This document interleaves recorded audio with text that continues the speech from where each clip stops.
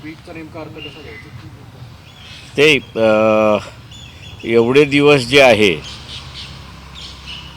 Election कमिशनने महाराष्ट्राच्या निवडणुकांमध्ये घोटाळा केला आहे. अनेक जण बोलतात आहेत, आजही बोलतात आहेत, परंतु हा विषय कोर्टामध्ये गेल्याशिवाय त्याचा निकाल लागेल अशी परिस्थिती नाही. आम्ही कोर्टामध्ये जात असताना नोव्हेंबर महिन्यामध्ये 2024ला पत्र लिहिलं होतं या सर्व राजकीय पक्षांना की आपण एकत्र गेलो तर आपल्याला असणारा निकाल त्या ठिकाणी येऊ शकतो. याचं कारण की RTIमध्ये इलेक्शन कमिशनने असं कळवलं आहे की आमच्याकडे कुठलाही रेकॉर्ड नाही. 6 नंतरचं झालेलं मतदान जे आहे हे महत्त्वाचं आहे आणि त्याला करताना एक वेगळी पद्धत त्या ठिकाणी करावी लागते. ती पद्धत त्यांनी पाळली आहे का हा त्याच्यातला महत्त्वाचा भाग आहे. तो पाळला नसेल तर इलेक्शन रद्द करता येतात असा त्याच्यातला भाग आहे. कालच राहुल गांधींनी कर्नाटकमधल्या असणाऱ्या एका मतदारसंघातलं ॲनालिसिस करून सांगितलं की एवढे असणारे बोगस आहेत अशी परिस्थिती आहे. माझं स्वतःचं म्हणणं आहे की त्या काँग्रेस पक्षाने चांगलं काम केलं, परंतु त्याला असणारं उलटं उत्तर त्या ठिकाणी देण्यात आलं इलेक्शन कमिशनमार्फत की तुम्ही हे जे म्हणताय ते ॲफिडेव्हिटवरती दाखल करा. आता पाहायचं आहे की राहुल गांधी आणि काँग्रेस पक्ष ॲफिडेव्हिटवरती त्यांनी डिक्लेअर केलेली माहिती ते दाखल करतात आहेत का. काँग्रेस पक्ष आणि इतर ह्या सगळ्यांना माझं असणारं आव्हान आहे की मुंबई हायकोर्टाने आम्ही याचिका दाखल केली होती ती फेटाळली. त्याच्या संदर्भात आम्ही असणारं सुप्रीम कोर्टामध्ये गेलेलो आहोत. पुढच्या आठवड्यापर्यंत ती ॲडमिशनसाठी येईल अशी परिस्थिती आहे. या अपीलमध्ये इतर सगळे पक्ष इंटरव्हिनर म्हणून जर आले तर त्याला असणारं एक वजन येतं. पक्षांना जे मांडायचं आहे, राजकीय पक्षांना जे मांडायचं आहे, पब्लिकली जे मांडतात आहेत त्याच्यापेक्षा कोर्टामध्ये मांडण्याची त्यांना असणारी एक संधी आहे. कोर्टामध्ये मांडण्याची त्यांना असणारी संधी आहे आणि या प्रश्नावरती कोर्टच निर्णय घेऊ शकतं अशी परिस्थिती आहे. आणि म्हणून मी ते सकाळी ट्विट केलं होतं की राहुल गांधीने हा इश्यू आम्ही जे अपील केलेलं आहे त्या निमित्ताने त्यांना एक संधी आहे पुन्हा कोर्टात येऊन आपलं म्हणणं मांडण्याची. त्या संधीचा त्यांनी असणारा फायदा घ्यावा आणि म्हणून ते ट्विट आम्ही केलं होतं. आपण आता विचारा, याच्यावरतीच विचारा. सर, इतर पक्षांनी तुम्ही आवाहन करता की इतर पक्षांनी सुद्धा याच्यात यावं. निश्चित त्यांनाही सुद्धा संधी असेल कारण की अनेक हो, सगळ्या पक्षांना संधी आहे. इंटरव्हिनर होण्याची सगळ्यांनाच संधी आहे. ते कोर्टाला रिक्वेस्ट करू शकतात. पण याच्यामधून काही निर्णय वेगळा येईल अशी तुम्हाला शक्यता वाटते? जिथे इलेक्शन कमिशन यांनी स्वतःहून म्हटलेलं आहे की आमच्याकडे कुठलीही कागदपत्रं आम्ही ठेवलेली नाहीत, त्याच्यामुळे 76 लाख मतं झाली याच्यावरतीच प्रश्नचिन्ह त्या ठिकाणी येतो. आणि 76 लाख मतदानाचा रेकॉर्डच नसेल तो आमच्या दृष्टिकोनातून मग ही सगळी इलेक्शन प्रोसेस फ्रॉड आहे. आणि इलेक्शन हे फ्री अँड फेअर झालं पाहिजे, हे basic feature of the constitution असं कोर्टाने त्या ठिकाणी ठरवलेलं आहे. त्याच्यामुळे इलेक्शन फ्री आणि फेअर हे झालं नसेल तर ते रद्द केल्याशिवाय दुसरा मार्ग नाही असं आम्ही कोर्टापुढे मांडतो. सर, आता हे राहुल गांधी पत्रकार परिषद 24 तासाचा जास्त कालावधी झाला अजूनही इलेक्शन कमिशनने अजून त्याच्यावर कुठलीच प्रतिक्रिया दिली नाहीये. ते त्यांनी ॲफिडेविटवरती मागितलेलं आहे ते. म्हणून मी मगाशी म्हटलं की त्यांचं लगेच उत्तर आलं की तुमचं म्हणणं ॲफिडेविटवरती मांडा. आता ॲफिडेविटवरती मागण्याची प्रथा आहे की नाही हा एक वेगळा भाग आहे त्याच्यामध्ये.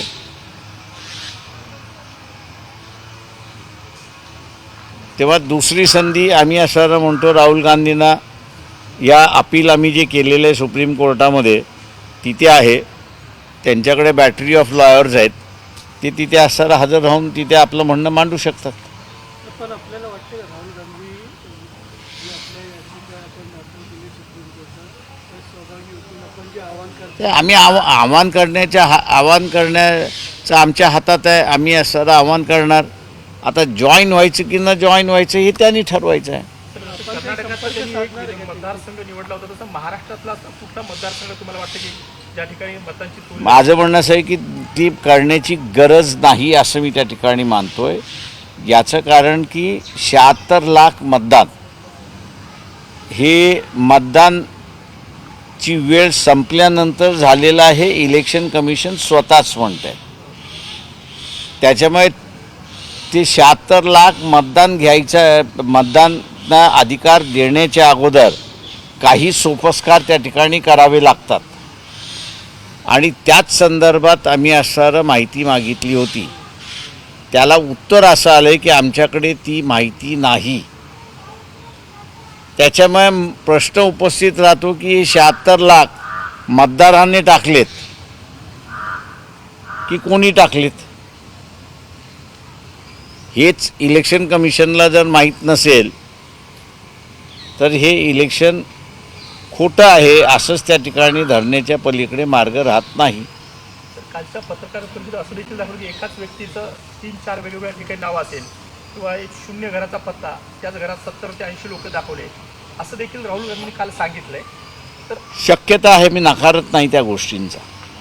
याचिका जेव्हा मुंबई हायकोर्टात होती तेव्हा पण तुम्ही इन्व्हाइट केलं होतं त्यांना, तेव्हा नाही आले. आता काय संधी आहे. माझं म्हणणं त्यावेळेस आले नाही ते बरोबर आहे. आता त्यांनी असं एका मतदारसंघावरनं असणारं उघड इलेक्शन कमिशनची भांडणच विकत घेतलेलं आहे. तर आता ते पूर्णत्वाला घेऊन जायचं असेल तर महाराष्ट्राचं हे जे अपील आहे त्याच्यावरनं तुम्हाला करता येतं. पण जेव्हा निकाल लागला होता म्हणजे विधानसभेचा, तेव्हा राहुल गांधी म्हटले होते की कोणत्याही निवडणुकीच्या निकालामध्ये, तेव्हा शरद पवारांचं स्टेटमेंट होतं की आपण निकालाचं विश्लेषण केलं पाहिजे, ईव्हीएमवर प्रश्न उपस्थित होतात.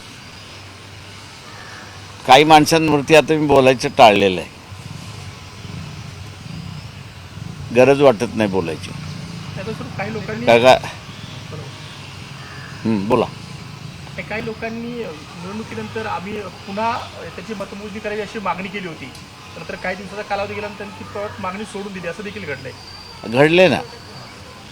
काही जण कोर्टातही गेले होते पण त्यांनी ते प्रेस केलं नाही.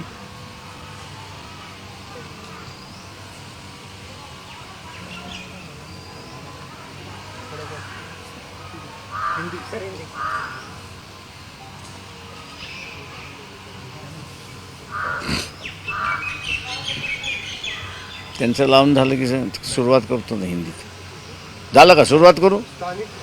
नाही त्यांना हिंदी घेत. मराठी प्रश्न आहे. अच्छा विचारा ना. तर बॅलेट पेपर स्थानिक स्वराज्य निवडणुकीच्या विषयी जर तुम्ही बघितलं असेल तर बॅलेट पेपरचा वापर होणार नाही असं म्हटलं. नाही बॅलेट पेपरचा नाही, व्हीव्हीपॅटचा वापर होणार नाही असं सांगण्यात आलेलं आहे. पुन्हा मी असं म्हणेन की विरोधी पक्षांना असताना एक संधी आलेली आहे की सुब्रमण्यम स्वामीच्या केसमध्ये व्हीव्हीपॅट वापरावं आणि ते वापरणं गरजेचं आहे असं सुप्रीम कोर्टाने म्हटलं आहे. सर्व राजकीय पक्ष एकत्र आले तर महाराष्ट्राच्या इलेक्शन कमिशन जे आहेत त्यांना विचारण्यात येऊ शकतं की तुमच्याकडे जर व्हीव्हीपॅट नसेल तर व्हेरिफिकेशनच होत नाही आणि व्हेरिफिकेशन होत नाही यामुळे तुम्ही असणारा बॅलेट पेपरवरती ह्या इलेक्शन घ्या, हा आग्रह सगळे राजकीय पक्ष एकत्र करून गेले तर इलेक्शन कमिशनवरती प्रेशर येऊ शकतं आणि तो ते निर्णय घेऊ शकतो. आता हे सगळे एकत्र येणार का,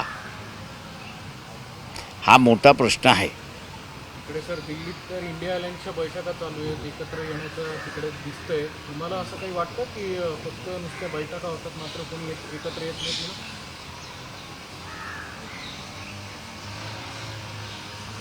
इलेक्शन आलं की आपल्याला कळेल.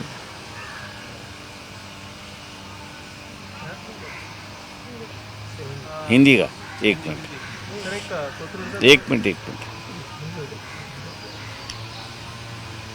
कांग्रेस पार्टी की तरफ से कल राहुल गांधी ने कर्नाटक की एक असेंबली कॉन्स्टिट्यूंसी में कितने वोट डुप्लीकेट है इसके बारे में एक विवरण दिया. इस बात की हम लोग सराहना करते हैं कि किसी न किसी तरह से हर राजनीतिक दल जो है वो इलेक्शन कमीशन मैनेज हो चुका है और सही तरीके से, कानूनी तरीके से उनका बर्ताव नहीं है, ये दिखाने की कोशिश चल रही है. हम कांग्रेस पार्टी की ओर से ये उनको बताना चाह रहे हैं कि बम्बई हाई कोर्ट का जो फैसला आया उस फैसले के ख़िलाफ़ हम लोग सुप्रीम कोर्ट गए हैं. हो सकता है कि अगले हफ्ते उसकी सुनवाई शुरुआत हो और राजनीतिक दलों से हमारी एक अपील है कि अगर आप लोग उसमें सहयोगी हो जाते हो और एक इंटरवीनर एप्लीकेशन के माध्यम से हमको भी अपनी बात रखनी है तो हो सकता है कि कोर्ट उनको परमिशन दे और वो अपनी बात एक रख सकते, ऐसी एक परिस्थिति है. मैं ये मान के चलता हूँ कि ये लड़ाई रास्ते की लड़ाई नहीं है, कोर्ट की लड़ाई है. लोग जागृति अगर करना है तो मेरे ख्याल से पब्लिक की अवेयरनेस होना ज़रूरी है, लेकिन निर्णय अगर लेना है तो कोर्ट के माध्यम से ही निर्णय हो सकता है.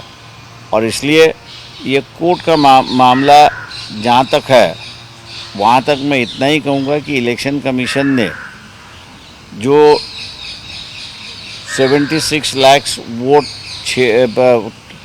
इलेक्शन बंद होने के बाद हो गई है, उसके बारे में जब विवरण मांगा था तो उन्होंने कहा कि हमारे पास इसका कोई रिकॉर्ड नहीं है. अगर रिकॉर्ड नहीं है तो इसका मतलब यही है कि ये फर्जी वोटिंग है और इस फर्जी वोटिंग को अगर कोर्ट के सामने ले आए तो हो सकता है कि कोर्ट जो है ये इलेक्शन को रद्द करे, ऐसी एक परिस्थिति है. इसलिए हम लोग ने कांग्रेस पार्टी और तमाम पार्टियों को दोबारा लिखने जा रहे हैं कि भैया ये अपील सुप्रीम कोर्ट में पेंडिंग है, आप लोग अभी तक इस पर सहयोगी नहीं है, इंटरवीनिंग एप्लीकेशन डाल के आप इस पर सहयोग देंगे ऐसे उम्मीद मैं उनसे करता हूँ. सर पुण्यातला एक प्रश्न आहे, कोकणामध्ये जो मुलींना नेण्यात आलं होतं तर आम्ही त्याच्यावरचं असणारं पिटिशन दाखल केल्यानंतर बोलू, त्याच्या अगोदर बोलणार नाही. थँक्यू.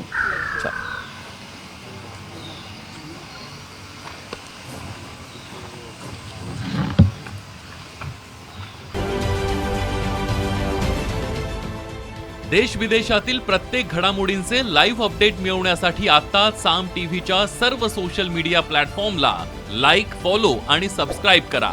तसंच सर्व नोटिफिकेशनसाठी बेल आयकॉन प्रेस करायला विसरू नका.